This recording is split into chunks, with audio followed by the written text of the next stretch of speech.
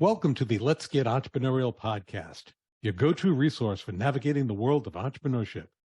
Today, we embark on a journey to explore the hidden gems within specialized segments of markets. In these niche markets, entrepreneurs find unique opportunities for growth and differentiation. Join us as we unravel the issues of identifying profitable niche markets, tailoring offerings to meet specific needs, and discovering how targeting these focused audiences can lead to success and customer loyalty.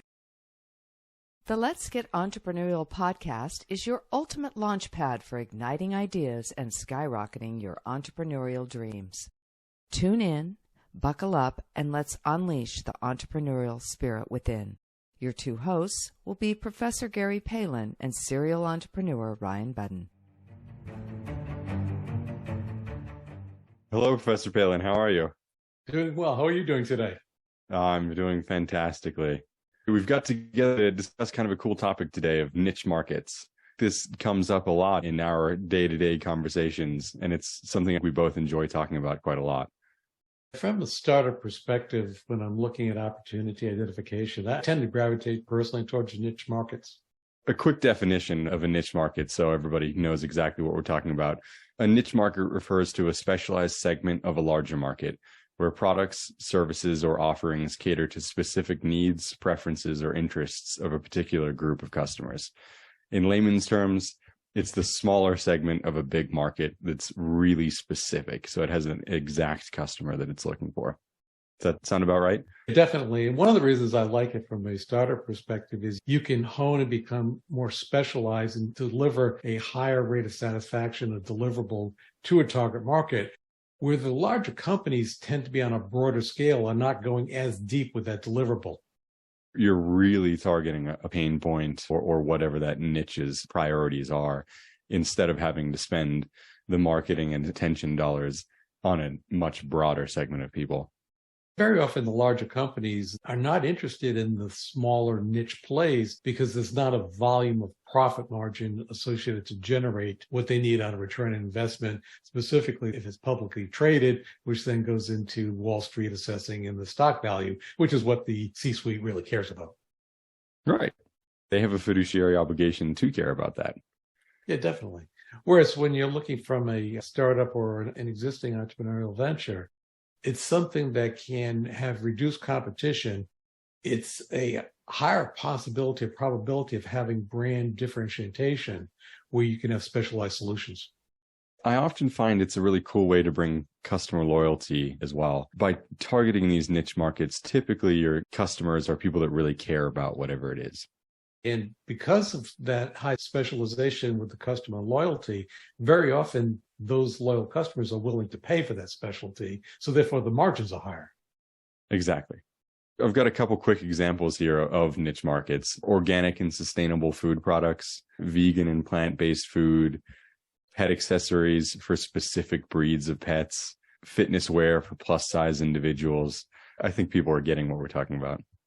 And even from companies that are very well known that started off in niche markets that have exploded, like Airbnb being one.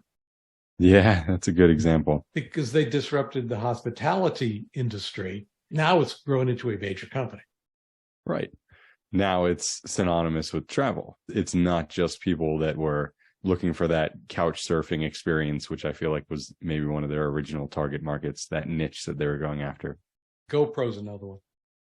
Yeah, they were a camera that had specific needs. Now everybody feels like they need a GoPro because their life can be as cool as one of those GoPro athletes. Yeah, when you start off at the beginning, when they were looking at the niche, they were just looking for action-oriented individuals that wanted to provide a realization of showing their friends really what it was like to be on that surfboard, for example. Yeah, the surf wave. That was the original GoPro market. You stand in the water and not ruin your camera. And now it's just expanded to there's everything. You put in GoPros on your dogs. Exactly. But it just shows you the potential for growth is still there if you're going after a niche play. They sort of educated the market that this niche was something everybody could use. But I do see a lot of entrepreneurs not taking that same route, but starting off with a niche.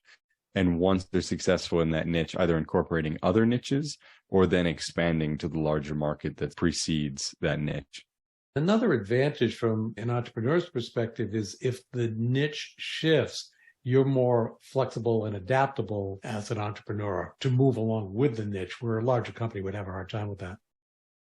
Yeah, that's a good perspective, actually. The adaptability is key. Also, when you're in a niche market, the deep level understanding that you're able to achieve can really help inform product development. Whereas if you're targeting a much larger market, oftentimes your audience wants slightly different things. The product can't necessarily get pulled in one direction or the other because it has to be appealing to more people. And that allows the business to be more resilient. At the onset, it's actually typically easier for market penetration.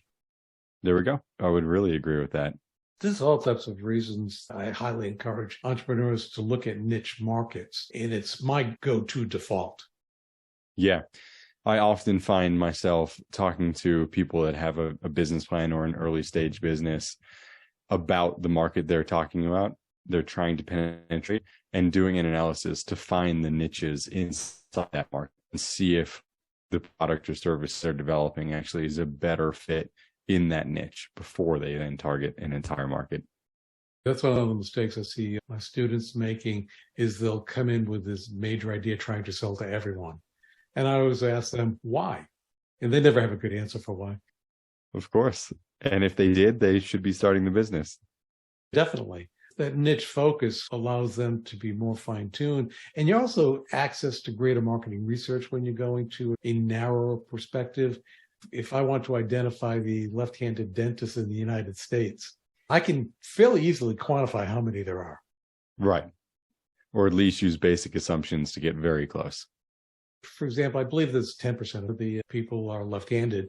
Off the top of my head, I think there's a couple 100,000 dentists in the United States. That's easily determined by just doing the math.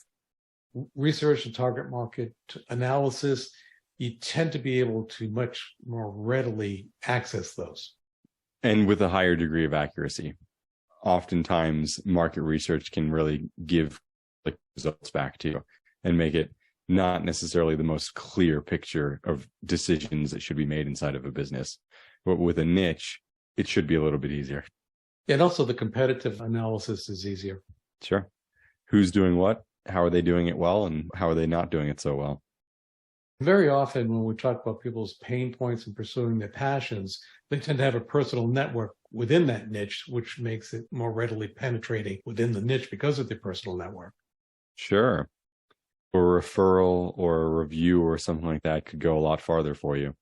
So I think in terms of minimum viable product, testing and validating ideas with that niche tends to be a more seamless path. Absolutely. You need that first person to buy into your product or service.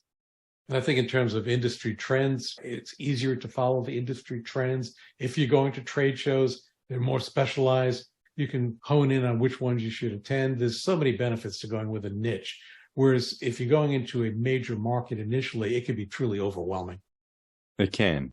And there's a time and a place for that. A lot of that has to do with how quickly you can scale a team up and the number of dollars that you can put towards marketing and education. Are there any negative sides to pursuing a niche? I think the only negative is it can be smaller, right? By definition, a niche market is a smaller addressable audience than the market in itself.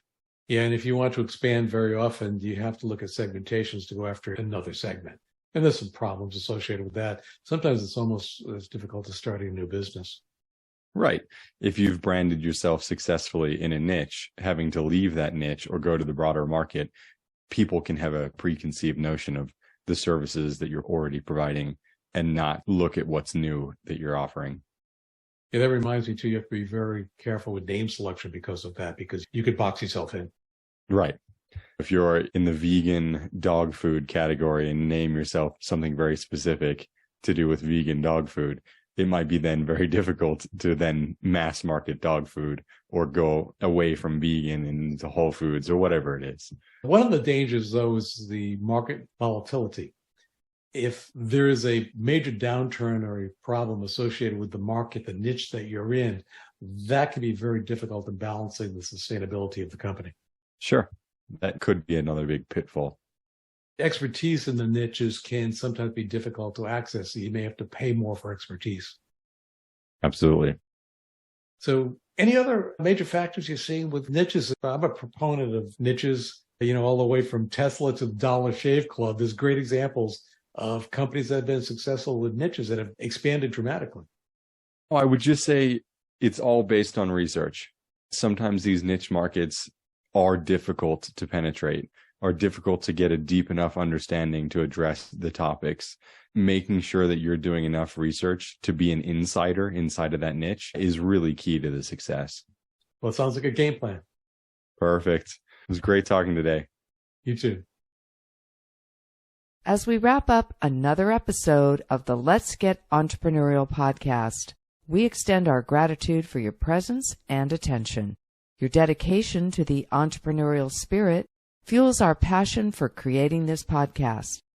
Check out ProfSpirit.com to discover resources and courses designed specifically for innovators like you. Stay on the cutting edge by following us on Spotify, Apple Podcast, YouTube, and other platforms as it is released. Until then, keep the entrepreneurial flame burning.